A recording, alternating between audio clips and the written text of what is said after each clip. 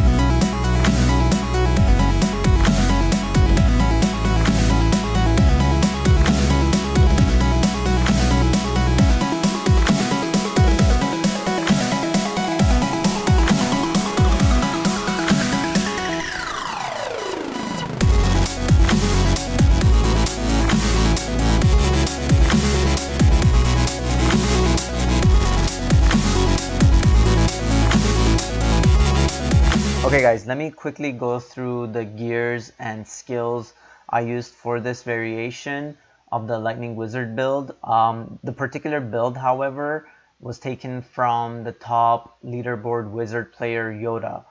I just want to showcase it to you guys and give you my thoughts on it. So there's three differences with this. Everything else remains the same as the usual Lightning Wizard build. However, with this particular setup, you will be using Energy Twister, Black Hole, and this Energy Twister will be tied into your Rancelers fully. So just keep in mind this piece of equipment, the bracers, what it does. So it periodically pulls in lesser enemies within 30 yards. And I mean 30 yards, it'll always roll 30 yards, so you're guaranteed in that sense. You do want to roll lightning skill damage on it, however, just to give you some more damage out. So if you have that bracer equipped, every time you drop an energy twister, it will pull in everything into one spot. And if you put black hole as well, for every enemy that's caught in black hole, you will gain 3% additional damage for 5 seconds, as well as 10% reduced damage for 5 seconds for every enemy hit. I think, in my opinion, it's better to drop the Energy Twister and then put the Black Hole, because I find Energy Twister actually pulls in better than Black Hole. So if you put Energy Twister, it pulls in 10 enemies, and then you drop Black Hole, where there's 10 enemies you hit with your Black Hole. However, if you do Black Hole, then Energy Twister, you might pick up less, because I think the pull radius might be less for the Black Hole. That's what I've noticed. There was a particular moment in the Greater Rift run I did where I dropped an Energy Twister and it literally pulled everything into one spot. You drop the Black Hole, you're good to go, and you start wailing in with your Arcane Torrent. So think of it this way. If you have one enemy here, you have to attack it to reset your cooldown, then you got another enemy here to reset your cooldown. Versus if you drop one Tornado, it pulls everything into one spot, and then you just go to town at it. More enemies, more chance of proc, therefore lower cooldown on your Archon, and hence your survivability. Even though I died a few times in that Greater Rift run, this build gives you such a great advantage in terms of the DPS you put out that you can catch up on that. If you haven't already started off a Great Rift and you're fairly well ahead, you can afford to die a few times. That's fine, and that's expected with this build. But you do want to make sure that you drop your Tornado, you put your Black Hole, then you start going to town at it, and that'll help you with your cooldown. Now, one other difference I'm using versus the build that Yoda was using is one of my gems is still Goluk of Swiftness. I think he's using the Stricken. My Stricken isn't quite a high level for me to use it. And I mean, yes, the Stricken gives you more DPS for every attack and also 25% increased damage against bosses, which is amazing. However, in my opinion, this build is geared towards attack speed. So the more attack you can put out, the higher chance you have of proccing the Mantle Heal, so you can put out that up to 14,000% damage. Therefore, I'm going with Gogu because it gives me that 1% attack speed as well as dodge. And also, of course, the cooldown, which helps tremendously with survivability. So everything else is the same. Nothing else has changed. And I think my DPS even hits sometimes 4 million because of the Black Hole. And if you're sitting at 4 million, that 5 seconds, if you can get your Mantled Heal to proc, anything will melt. So it's quite an interesting build. I hope you guys enjoyed it. I'm not gonna make the video too long. Like, subscribe, leave comments. I always try to answer any questions I have on my videos, and I will certainly bring you more content as soon as I find other variations of this build that I think would be viable. Alright guys, happy gaming, and thanks for tuning in.